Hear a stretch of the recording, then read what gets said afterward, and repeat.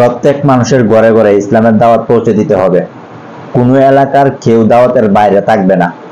নেত্রকোনা জেলা জামাতের প্রতিনিধি সম্মেলনে প্রধান অতিথির বক্তব্যে এসব কথা বলেন জামাতের কেন্দ্রীয় নির্বাহী পরিষদ সদস্য ও কেন্দ্রীয় প্রচার সেক্রেটারি জনাব মতিউর রহমান আকন্দ।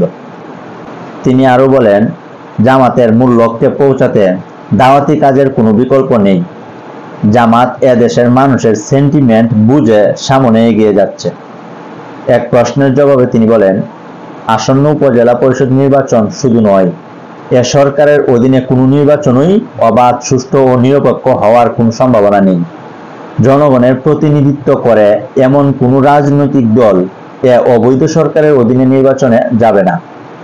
অন্য এক সভায় তিনি আরো বলেন, জামাতে ইসলামীর দায়িত্বশীলদের ব্যাপক সামাজিক কাজ করতে হবে, সমাজের সাথে নিজেকে মিশিয়ে ফেলতে হবে, মানুষের ঘরে ঘরে ইসলামের দাওয়াত পৌঁছে দিতে হবে। জামাতে ইসলামীর দায়িত্বশীলদের উন্নত নৈতিক চরিত্র গঠন করতে হবে, যে চরিত্র ছিল সাহাবায়ে কেরামগণের। চারিত্রিক মাধুর্যতা দিয়ে মানুষের মধ্যে ইসলামের দাওয়াত পৌঁছে দিতে হবে।